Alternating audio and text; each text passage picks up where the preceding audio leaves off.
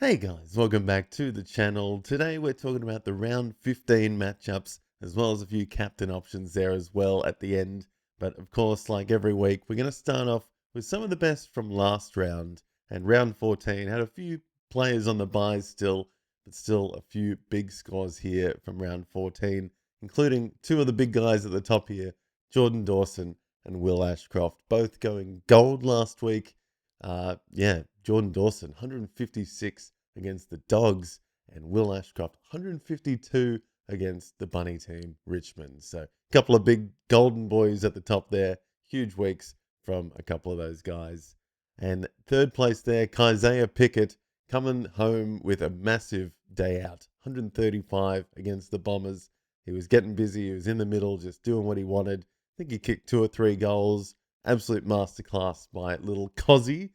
Noah Anderson there in a very nice win. Sorry, not a win. Very big loss, sorry, against the Cats down at the Cattery. It was probably always bound to happen, to be honest, but Noah Anderson was the silver lining down there. 133 in a pretty tough loss for the Suns. Rory Laird, another crow on this list, getting back in time a bit there, pulling back the clock, getting in the half-back role a bit, and really junking it up down back. 130 for Rory Laird last week. Harry Sheasel getting back into some form, even though it's over there in the West Coast against the West Coast Eagles. It was a bit of a easier matchup than the week before, and Harry Sheasel got busy. He was up to 129 by the end of the day on Saturday. Tim Taranto, finally good to see him coming good again. He had a massive day out, and 129 for Tim Taranto there. Massive, massive stuff against the reigning premiers. Started strong in that first half, Richmond, but then fell off a cliff. So put up a little bit of a fight, but Tim Taranto, good silver lining there for the Tigers. Ed Richards in that away game against Adelaide, another silver lining in that bit of a tough loss on Thursday night. Thursday night footy last week. Big blowout to start the first half there, but Ed Richards brought it back. 128 in the end for old Ed. And surprisingly, down the bottom here, a couple of bombers to finish us off. In particular, Will Setterfield absolutely had a day out against Melbourne. 123 for him. It was just him and the other guy there, Zach Merritt, in the middle, dominating, getting plenty of it. I think both of them had 30 plus disposals. And 123 apiece for a couple of bombers. It's rare here, but bombers getting something done on the weekend. Good to see. Couple other of my favorites here, guys. Ed Langdon, he's been on this list a few times this year. He's been a silver lining for the Melbourne Demons, getting it done on the weekend against the against the Bombers. 112 for him in the end. Matt Kennedy at the Adelaide Oval was another silver lining in a bitter loss. He has one of his big games of the season. He's been all right. He's a bit off and on, Matt Kennedy, but last week he was pretty on and got up to 109 by the end of the week. So good to see him getting back into some form. Callum Mills, another one that's just been up and down all year. And on the weekend, he was definitely back up again against Port Adelaide. 107 for Callum Mills. So good to see. Maybe with that Justin McInerney injury and a few others out for the Swans, he could be getting a bump in the next few weeks. Joe Richards has been very good this season, to be honest. Really getting in the middle and getting on the wing, chaining plays together. He's been awesome. And on the weekend, against a very tough matchup at home against Sydney, 107 for Joe Richards. Dan Rioli, another one who every now and then can come alive and gets the kick-ins, gets on the wing, gets a bit of junk on the sides, and he got 105 on the weekend in that tough loss down in Geelong. Darcy Wilmot and Darcy Gardner for the Brisbane Lions here. Couple of defenders getting busy against the Bunny matchup in Richmond this week. Wilmot has been amazing the last couple of weeks, just averaging well over 100, one of the best in the league. And Darcy Gardner, rare bit of form. Imagine, having him in your team last week. You would have been pretty happy, but I don't think anyone did. So rare one for Darcy Gardner to get into this top echelon of my favourite players for the week. Did pretty well. Trent Rivers, another one, did pretty well against a bit of a bunny matchup in the Bombers on the weekend. Was getting in the middle, was getting on the wing. a little bit into, he's just a bit of everywhere on the weekend. And yeah, the new haircut's doing him well. Bit of aerodynamics there. He got up to 104 against the Bombers on the weekend. Brent Daniels and Joe Fonte for the Giants, two different ends of the park. Well, Brent Daniels is in the middle, getting 20 CBAs on the weekend. He was getting plenty of it in the middle and going forward, getting everywhere. And Joe Fonte, or as many like to call him, Fontempelli, who was getting plenty of it down back as well. Awesome little chaining plays together down back. And yeah, just 20 plus disposals on the weekend. Plenty of junk for Joe Fonte, which was nice to see. Jordan Sweet, had 8 frees against on the weekend. 8, which means 24 points went missing for him. And he still ended up on 98 at the end of the day. So should have finished closer to the 120 mark. And I had him in my team, so I was cursing his name a lot on the weekend. But 122 he should have got if he didn't have the dirtiest game of the season, 8 frees against for Jordan Sweet on the weekend. So not sure if he was one of my favorites, but he should have been bigger, should have been up in that top echelon if he kept it clean. So had to put Jordan Sweet in there. Pretty good week against Brody Grundy too. So pulled it out. Just wish he wouldn't hit him high all the time and give away 24 points in frees against. Insane. Tyler Sonsi for Richmond. A couple of silver linings here for the Tigers. Pulled it out. He had 20 plus disposals on the weekend, a goal. He's getting a bit of everywhere. So Tyler Sonsi in the VFL has been accumulating for the last couple of years, and every now and then he does it in the AFL. And good to see him getting busy on the weekend. Kieran Briggs in the matchup against St Kilda to finish the round, put up his hand as the number one ruckman again, up to 97 by the end of the day in a tough match against Rowan Marshall and Tom De Koning, but he definitely won that matchup. Romar fell off a cliff. De Koning was okay, but I think Kieran Briggs well and truly won that match up on the weekend. And finally here, Sam Banks. Good to see him getting back in a bit of form down back after being out for a little bit and getting that average ruined by that injury-ridden game. So good to see him getting back close to the ton again. Seems like an important one down back for the Tigers. So here are the matchups for this week, guys. Round 15, we've got a few teams still on the byes, a few more bye rounds to go. And this week it is the Brisbane Lions, Essendon Bombers, Sydney Swans, and the West Coast Eagles on the bye there, guys. So a couple of decent teams, decent fantasy scorers taking a week off. But we're starting it up the top with Fremantle versus the Cats tonight at Optus Stadium after 8 p.m. And it should be one of the best matches of the week. Hopefully, we have seen that Bailey Smith and Tom Stewart have not made the trip. Tom Stewart still in those concussion protocols. Bailey Smith with an illness, I think. So interesting one there. Caleb Sarong, hopefully back. I think, was he named last night? Can't remember. But he should hopefully be a good in at Optus Stadium tonight. Expecting Luke Jackson to have an absolute monster game against the Geelong Cats ruckman. And to be honest, I think Fremantle are going to run riot tonight after saying 5 seconds ago it was going to be a good game. But yeah, no Bailey Smith, no Tom Stewart. Fremantle have been absolutely amazing to start the year. And yeah, I don't see it stopping, to be honest. They've just clicked. Their forwards are getting it done. Patrick Voss a couple of weeks ago, 120s. Tracy Amos is very, very lethal up front for Fremantle. And it's going to be a lot in the hands of the Cats defenders tonight. See how Max Holmes goes. See who's going to help him out in the middle if Bailey Smith isn't there. So I don't know. It's going to be a weird one tonight. And Cats fans, I've got a few friends who are Cats fans, and they are a little bit nervous tonight against the Fremantle Dockers. Should be a good one to start the week, though. On Friday, it's my boys, Gold Coast against Hawthorn up at People First Stadium. Gold Coast coming off a streak of losses, and the Hawks coming off the bye. So an interesting one there. Hoping, obviously, my Hawks can get it done. But you've got a few ins, I'm thinking, for the Suns next week. This Friday, sorry. I know there's a debutant coming in, Bo Adensol from the Suns Academy, drafted last year at pick 18. And he is an accumulating midfielder inside and outside.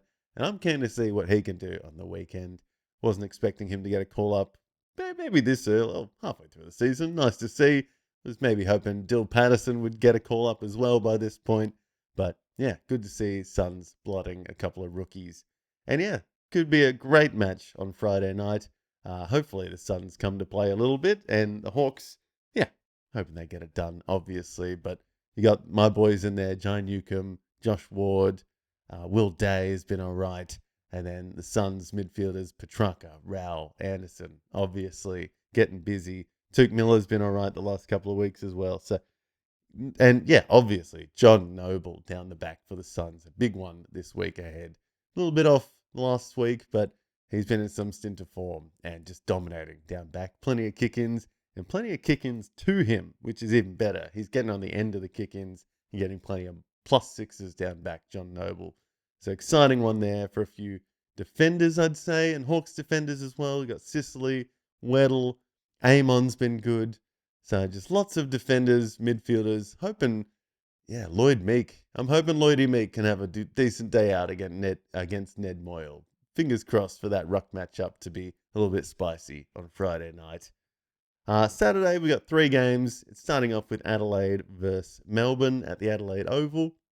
Another ruck matchup, which is going to be pretty spicy, I reckon. Gawn versus McAndrew in the middle. And then obviously you got Cozzy Pickett, Jordan Dawson. A couple of big names in there for both teams. Jack Steele, been a little bit off, but getting it done still. Yeah, defenders as well. Rivers for the Demons. Wayne Miller down back for the Crows.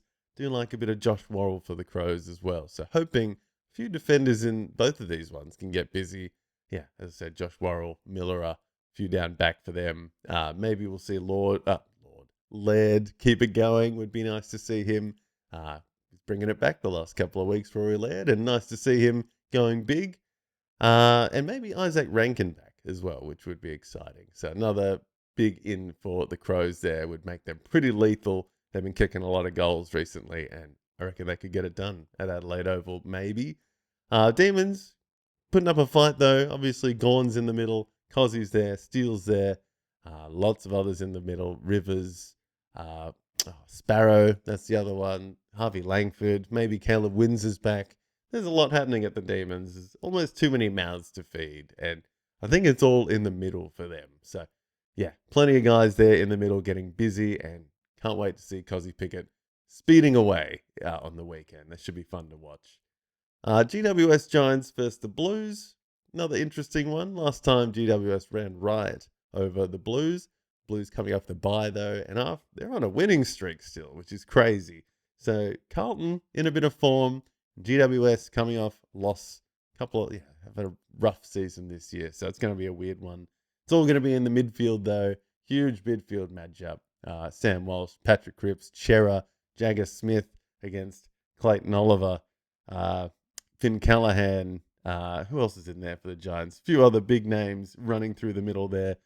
Defenders for the Giants, so is where it's at, I feel. Lockie Whitfield, Lockie Ash, couple of Lockies down back. I think Lockie Whitfield last time was a big benefactor down back against the Carlton Blues at home. So expecting a big week from him. And also Finn Callahan, I think, really loves to get busy against the Blues and loves to play at Engie Stadium. So big one there, guys. Absolutely massive game, I reckon, midway through Saturday. Should be an exciting one. Hoping Carlton doesn't wear their orange socks. Collingwood versus Port Adelaide to finish off Saturday at the MCG. Collingwood coming off the bye. All about Nick Dacos, I reckon, in that one. Dacos versus Butters is the big headline for that one. And yeah, those two are going to get busy. Ruck matchup's going to be interesting. Darcy Cameron versus Jordan Sweet. And yeah, I don't know how a few of the defenders are going to go for both sides, to be honest. A few outs for both sides. And both have been a little bit 50-50, I'd say, this year. Port Adelaide, they win some, they lose some. They struggle against West Coast, and they come out and win the next week. And yeah, Collingwood, very up and down as well. Not sure if they're going to be making finals at this stage. They need a good run home to get it done. So, interesting one. Expecting a few Collingwood forwards to get busy against Port Adelaide. I do think the Pies will get it done at the MCG on Saturday night. Just thinking Port Adelaide with Rosie out for the most of the year. it's just been a shadow of its previous selves some weeks, just missing something. And I reckon, yeah, Collingwood at home again, going to get it done. Big matchup for the Pies. On Sunday, it's Richmond versus North Melbourne in one of the toilet bowls for the year at the MCG. Richmond, yeah, doing it tough this year, obviously, and North Melbourne have been a bit iffy. I think it's their best season ever in the last 6 or 7 years. Getting 6 wins on the board so far, so they are doing something right against the easier matchups, and I think they should get it done against the Tigers on the weekend.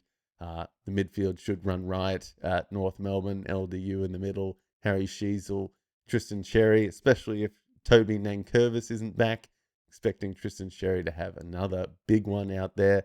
I would love to see a few North Melbourne guys kick on, though, like Kobe McKercher, Caleb Daniel, uh, even Dylan Stevens. I reckon there'll be a few North Melbourne guys kicking on and getting close to the triple digits on the weekend. But we did see Tim Taranto come good again last week, turning back the clock, 120 plus.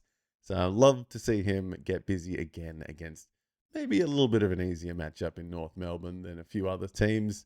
And yeah, just interesting ones for the Tigers, maybe down back. Jaden Short, Floston, maybe Trezise, someone like that. I'm expecting to get busy. Yeah, in the midfield, it's going to be a weird one, though. Dion Prestia has been in there, and I'm see if he can get it done on the weekend. He's just been in there and not breaking, which is nice to see. So Richmond definitely got some young guns, obviously, that I'd like to see as well. Wondering when Taj Houghton is back. My boy Kane McAuliffe. Would be nice to see a few of their young guns getting on the field and just getting some games into them at this point.